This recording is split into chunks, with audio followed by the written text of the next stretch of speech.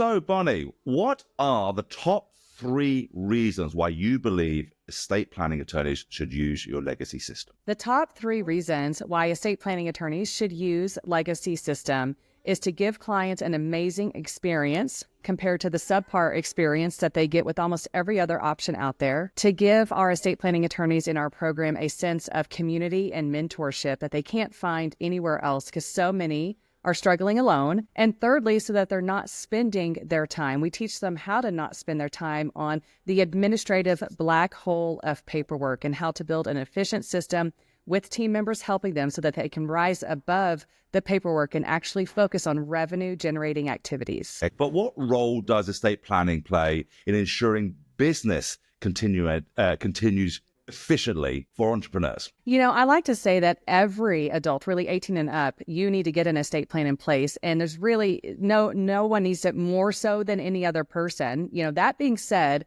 I really believe that for entrepreneurs, for business owners, for founders, you need to start doing it immediately because it's not just about your family. It's not just about your personal home or your personal assets. It's about a business that supports yourself and a team around you, as well as all of your customers and potential customers. So when it comes to estate planning for business owners, you're planning beyond yourself and your family. You're planning for what could be a very large dozens, hundreds, thousands of people in a community who you support through your business. So estate planning is critical for business continuity for entrepreneurs because it's not just about who gets your home, who gets your cash and that kind of thing. It's about who's going to step into your role as a business owner or as the founder. So that is a much different question than simply who gets what. So every business owner needs someone who could immediately step into their role, and that someone should know that that's the plan if something were to happen to that business owner. So they need to know that someone can step into their role and keep that business going, whether it's keeping the bank account in the black, payroll being done timely,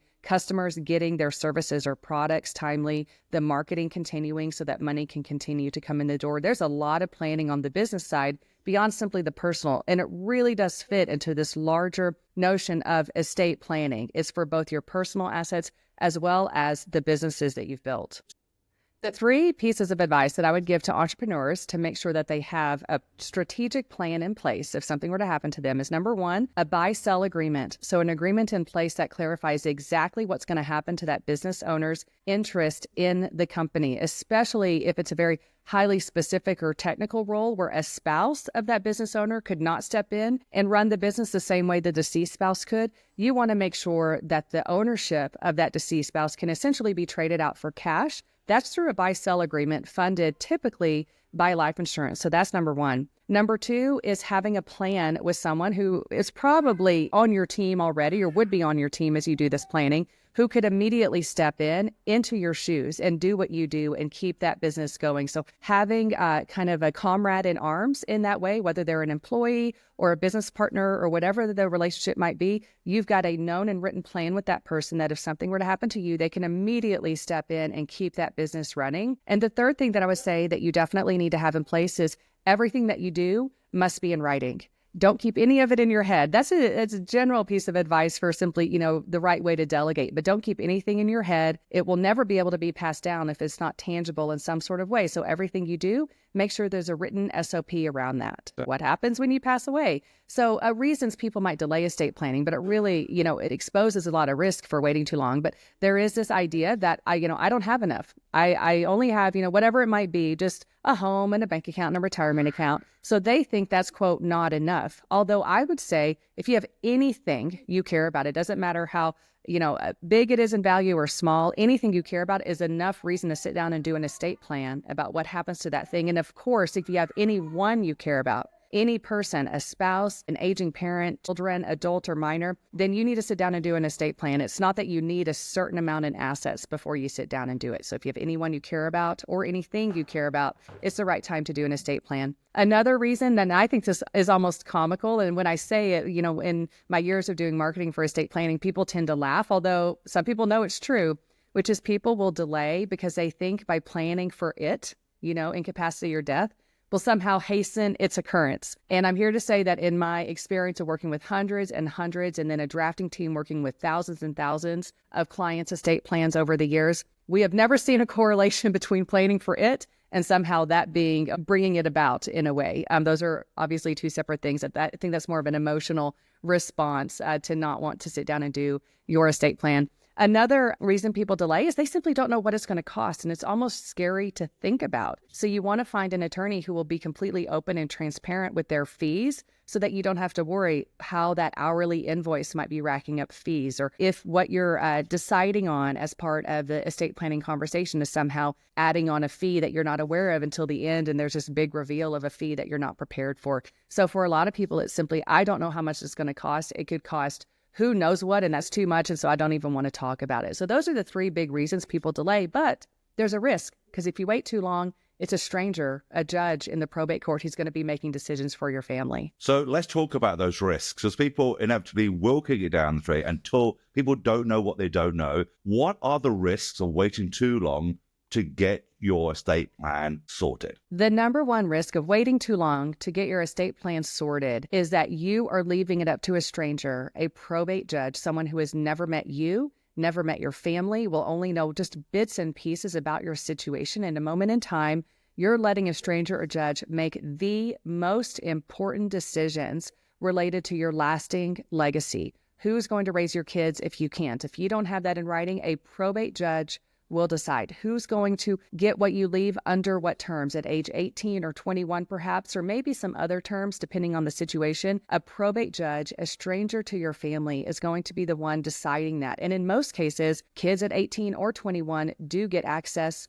to an inheritance that you might have left behind if you did no planning, and they will totally blow it. You hear those stories about how that money disappears within a few years. Those children's trajectories in their career totally take a nosedive because they were coming into a significant amount of money with no guidance at all, especially from you as the deceased person. But of course, a probate judge isn't going to do it for you either. And now they've got a lot of money and don't really know how to manage it responsibly, and could really ruin the trajectory of their life and career as a result. So the biggest risk, in my opinion, is leaving all of that up to a stranger or a judge who doesn't know you or your family. That typically also opens it up to litigation. So you'll have family members who disagree. And all these family members, by the way, will say, I know what Bonnie would have wanted. I know what that person would have wanted. They told me. We had a conversation. He or she said X. Well, it turns out the next family member is saying the exact same thing. I had a conversation, but they're saying you said something different. And maybe you did because you have changing perspectives over time as you might talk about who should raise your kids when they're two versus, and that could have been a conversation you had, versus who should raise your kids when they're teenagers. And that might have been a true conversation you had over a decade later. So those family members aren't lying, but they have different pieces of information that lead to conflict. So I have a friend who was just in town the other day to help her father through probate litigation with his siblings because their mother, my friend's grandmother, passed away, and there was different information that each sibling had at different points over 20 years from the grandmother about what she wanted, and now they're arguing over it. So big risks are strangers deciding for your family and kind of setting the stage almost for your family to bicker, instead of setting the stage to say, hey, this is exactly what I want. It's in writing. It's clear. It's planned out. Everyone's informed before you die. And then they know exactly how it's going to play out. Yeah, it's a classic case of everyone has the best intentions, don't they? And Yes. it doesn't come to fruition because, as I say, always get it in writing. Okay, so how does the legacy system help attorneys overcome common bottlenecks in the estate planning process? So the legacy system, our program, helps attorneys overcome the common bottlenecks in estate planning because we have taken it on as our mission to figure out and teach you and help you implement exactly how you achieve hyper efficiency, which then frees up time and profitability. So in my opinion, there really is no way to grow or scale where you're protecting and growing both your profit and time available to you if you are not hyper efficient, which is the exact opposite of bottlenecks. So where is there a bottleneck in your estate planning process? That's exactly where we can turn it on its head and say, we're going to solve that. We're going to take that micro piece of the estate planning process and make it as systematized and automated and repetitive as possible. And some attorneys think that when you have that approach with systemization, hyper efficiency, automation, that you're losing the personal aspect, the personal relationship with your clients. But what I've learned is that when you do systematize, when you do outline, here's how it's going to look on repeat or on automation every single time, you're able to do those pieces faster, and ideally a team member or software or a system is helping you do it faster. So you as the attorney, the one with whom the clients are creating the personal relationship, have more time to continue to nurture that personal relationship. So in my opinion and experience, and that of hundreds of attorneys who have gone through our program, by dialing in areas that are typically bottlenecks, whether it's data gathering, scheduling, getting clients back on the schedule, or drafting, or the signing meeting, or funding an estate plan, those are the bottleneck areas. When you systematize that and automate that, then it frees up more of your time for you to have a really deeper and more meaningful connection with your estate planning clients as a result. Yes, so there's a few key mistakes that I used to make. I learned how to solve those and then now teach attorneys how to solve those. So the key mistakes that estate planning attorneys typically make when managing client data, number one is they're using an intake form that is siloed, meaning they have a Google form, or they use kind of an online form through a software they signed up for, or maybe a fillable PDF, or maybe a Word document. But the sole purpose of that particular tool is simply that first step of data gathering. Client, or actually prospect at that time, give me your information about you. That's what I consider intake. Tell me about you, things I wouldn't know, like your legal name, your dates of birth, your kids, their dates of birth, what you own, how it's titled, and etc. So typically with intake forms, that's done in a silo. Well, what happens is, and this is the next key mistake that attorneys make, is now they've got more data they gather as they actually get hired by that family, as they work through questions like, do you want a will or trust? What do you want to name your trust? Who should be your trustees? Under what terms do you want to leave what you have to your kids? Those are pieces of data, just like intake are pieces of data. So the attorney is now gathering more data, but now we're in a different tool. Maybe we're in Word or Excel or handwritten notes or a Remarkable Pad or typing into a Word document now. Whatever it might be, you're now in a different tool, but you're still basically gathering client data. So then the third mistake is spending too much time now on marrying these two independent tools of data into one kind of way where it's consolidated. That typically is in a Word document. So that's what I have seen attorneys do, and I used to do for so many years. It's still a lot of people to this day. The attorneys keep everything in a Word document that lends itself to multiple versions existing out there, lack of data integrity across that Word document, issues with data security, as you might email that Word document as an attachment. Emails are not secure. So there's lots of different ways that the data kind of comes in, is later put, more data is put elsewhere. And in the meantime, there's no one single master repository for all client data when you have a mishmash approach of Word, Excel, online forms, fillable PDFs, handwritten notes, emails, and email attachments.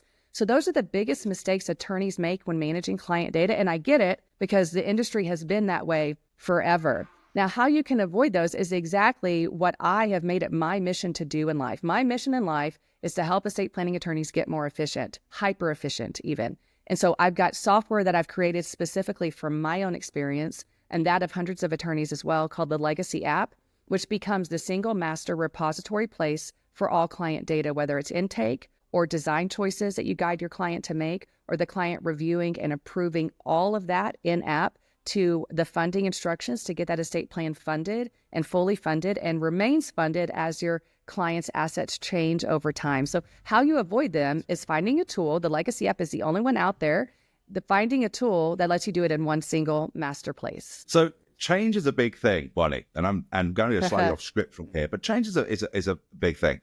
People often say they don't mind change, but what they really mean is they do not want to be changed. And so there's a big difference, right? They don't mind change, but they don't want to be changed. For attorneys out there who have always done it that way, what mindset shift do they have to take in order to start seeing the benefits of doing this change? So typically, estate planning attorneys need to adopt one in particular mindset shift when it comes to being willing to change a process that the industry has been stuck on for decades, if not centuries at this point. So the one mindset shift that you need to change to be willing to adopt a new and modernized approach is simply, how can you become irresistible to your prospective clients? So if that becomes the North Star for you as you're an estate planning attorney looking at your firm, whether it's your marketing or your process or how you stay in touch over time with clients whose plans you've created for them, if you are always thinking to yourself, how can I be an irresistible choice for that prospect or client, the prospect to hire me or that client to come back to me for updates. And so when you think of it from that perspective, it actually becomes easy. Change isn't something to resist or to only look at as potentially a cost or to hesitate doing or to just kind of have this approach. It's like, oh, I have to do that. You know, like how with like iOS updates, some people don't like installing new updates. They're like, I don't know what's going to be different and I don't want to deal with what's going to be different. But when you adopt the approach of how can I be an irresistible choice to all the prospects and clients out there in my community who I could serve, then you can open your mind up to the idea of like, okay, well, I see how that process not only takes up my time, but it actually is confusing for the client. The client isn't certain, wait, where do I go? Where do I look? What do I do next? Wait, I had that other Word file, but you're sending me a new one. And then what about the Excel file? And then there's multiple versions and there's an online portal they log into and a different online portal for scheduling and invoices than the other place where you've uploaded documents and other information. So they don't know where to look. They don't know exactly what to look at, what to look for, or what to do next. So that becomes a reason why clients might actually choose somebody else over you. So if you're thinking to yourself, how can I be irresistible to them? Giving them a platform for utter transparency, ease of access, ease of use, clear understanding as to where they are in the process and what to do next, which is everything the Legacy app does. All of a sudden, that tool becomes the number one reason prospects and clients are choosing to work with you over the next option down the road. Totally makes sense there. So, Bonnie, can you share an example of an attorney who scaled their practice using the Legacy system? Yes, I love to give the example of Fred Cludius. He is located in Texas, where I'm from. And so he is in a small town in Texas. And what I have also learned about his community is there is another estate planning firm who is also in this kind of small vacation town south of Austin, Texas. And so there's a lot of competition there. So he really does have to set himself apart. So he adopted what I call our 8-phase complete plan estate planning system. And the 8 phases are foundations, intake, design, drafting, signing, wrap up, funding, and updates. And if you're an estate planning attorney and just heard me list those 8 phases, you'll realize like, wow, that is the complete system. That is the 8-phase complete estate planning system right there. So he implemented every piece of that. He had his team members fully on board to do so as well. And I think that was key to his success. He added an associate attorney. He was the solo attorney and added an associate within 1 year of being on our system. He immersed her and again, his entire team into just continuing to up-level everything they could learn through Legacy system. And he went from 5 new clients per month, which is where a lot of solos are stuck. 5 new clients, they get there and then they're overworked and overburdened and go through feast or famine cycles. He went from 5 new clients per month to 18 new clients per month in 1 year's time. And just recently, this past month, he had, again, 18. That is his new average. He's looking to grow from there, and he can, because now that he's got the system in place, he can really grow as much as he desires to. So he went from 5 to 18 new clients per month in 1 year's time. That's like a 350% gain in 12 months. That's unbelievable. That's really fast, encouraging and fantastic that they did that.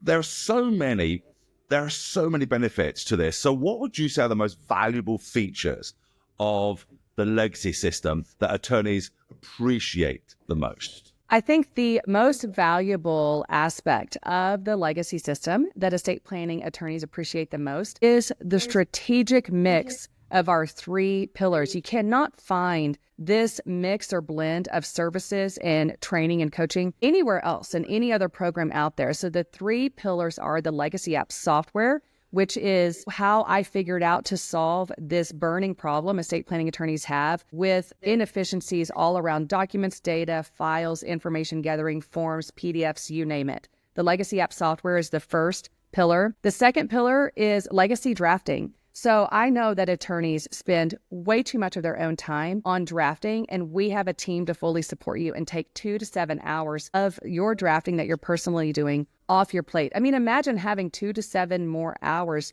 per client and what you could do with that time in terms of revenue generating activity. And the third is the Legacy Hub, which is my complete comprehensive knowledge base and library of everything that I've ever learned as an estate planning attorney and in working with hundreds of estate planning attorneys to get a hyper-efficient system in place. I've packaged all of it in videos, audio files, templates, resources, guides, and samples so that you can take all of those learnings, stand on our shoulders, mine as well as everyone who's been through my system, stand on our shoulders and be that much further ahead from the get-go versus all the trial and error yourself. So that strategic mix of three pillars, the software, drafting, and legacy hub or library, the comprehensive knowledge base, you can't find anywhere else. Yeah, that really is a fantastic tool, because you want to succeed. Even if you want to see further than you possibly can, stand on the shoulders of giants, and you'll be able to see how far you can actually go and how far to succeed.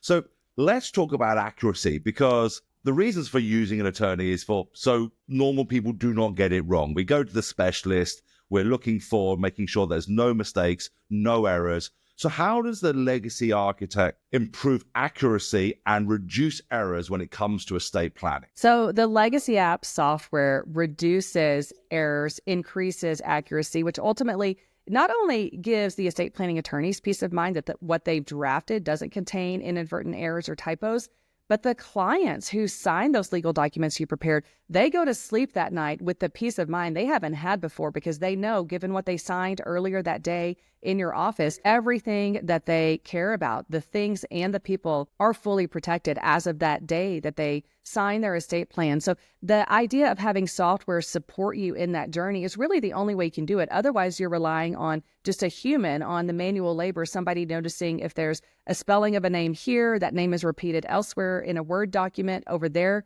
but the spellings are different. It's hard for a person to notice every instance like that, but it's easy for a computer to notice that. I'm not saying computers replace, I am saying, though, that computers can do things like proofreading in a way that humans never could, with a level of reliability that you can't get with the manual work of copying and pasting. So the idea behind the legacy app software, one key piece among others, is data integrity throughout. You will never find, because it's just, you can't even accomplish it in the software. You will never find a situation where someone who's named as an adult child over here and named as a successor trustee over there have different spellings of their names, because we're working with the same source of data for who that person is, and then they're selected in various roles throughout that estate plan. So data integrity is baked into it, because we want to give attorneys and their clients that sense of there aren't inadvertent typos or errors in this legal document that might become a really, really big and expensive issue later. We can minimize that by using software as a tool, a means to an end of drafting higher quality, more reliable legal documents. So when it comes to using computers for accuracy, how about data security? Because that's going to be something that people worry about a lot. You know, when you take it from the human and you give it to the computer, whether or not it's coming back to you to recheck, what about data security, and how does your system ensure that it is as secure as it can be?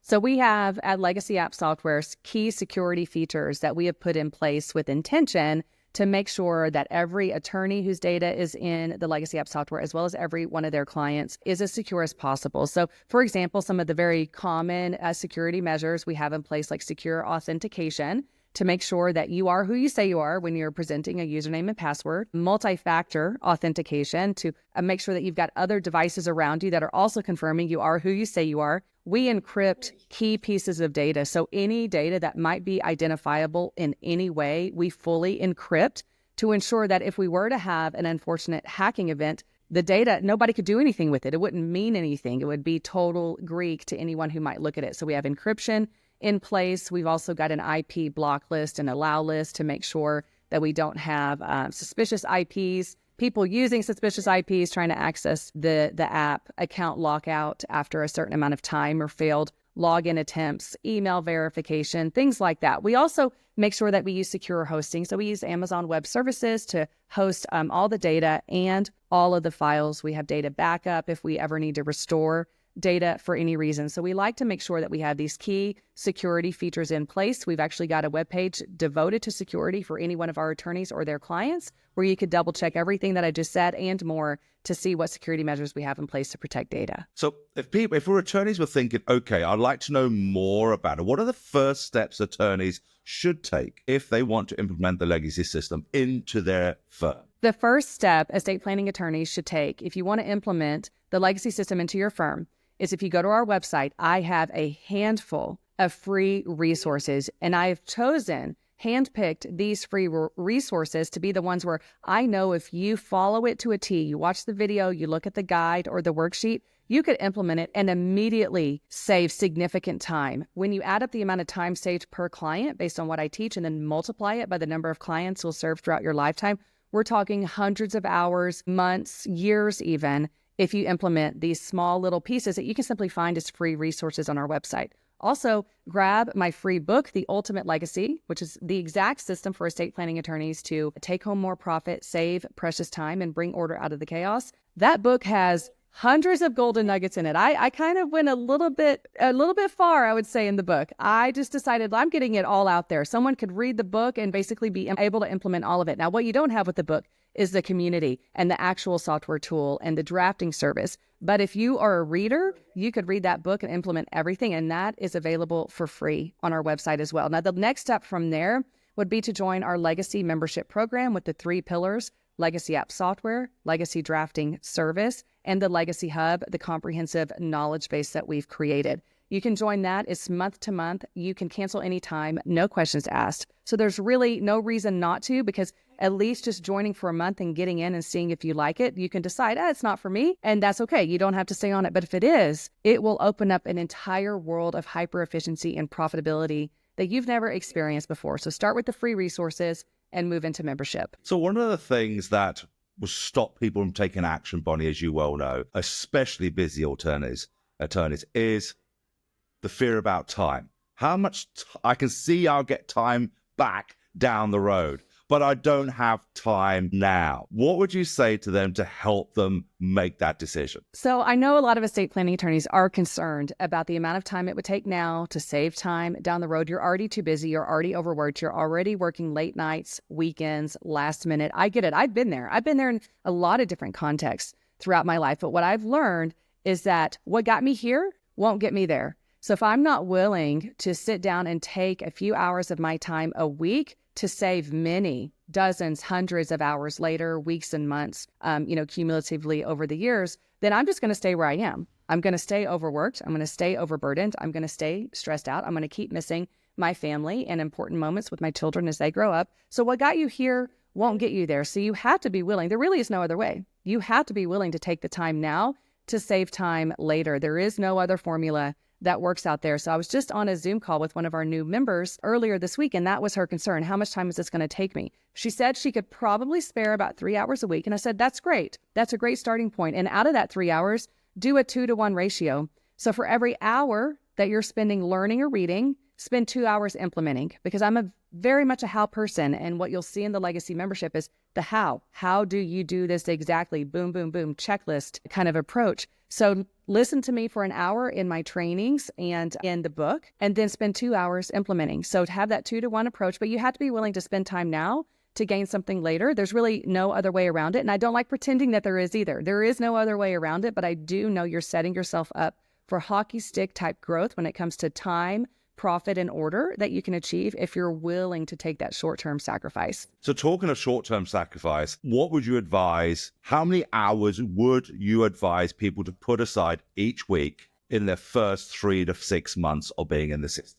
In the first 3 to 6 months of being in legacy membership, I would advise that you prepare to spend anywhere from 3 to 6 hours per week. I don't think more than 6 hours, because you still need to run a business. You still need to make payroll. You still need to engage new clients. But I'd say up to 6 hours, maybe as few as 3, really, to make an impact. So somewhere in that range, 3 to 6 hours per week. So here's what I've learned, though, is in the first 6 months of a lawyer implementing everything they're learning in the legacy system, really committing, not leaving the door kind of behind them cracked open for like, well, if it doesn't work, I'm just going to go out the back door. When you leave the back door open, by the way, you'll take it every time. So shut the door behind you and say, this is the direction I'm going, no matter what happens, and commit the 3 to 6 hours a week. And within 6 months, because I track this with the attorneys in our program, the average number of hours that our attorneys are saving at the 6-month mark is 59 hours in a month. That's a week and a half. That's a full week and a half that they could choose now what to do with, whether it's more marketing, more time with family, a mix of both, maybe hiring on a team member and training them, whatever it might be. That's just at the 6-month mark. So it's definitely worth the investment now. But I would say 3 to 6 hours is what you need to be willing to say, I'm not going to do the other thing and put out that fire that came out today. You'll put it out eventually, but just say, this time is protected. Nothing will encroach on this time when I'm learning the system. Brilliant. Another one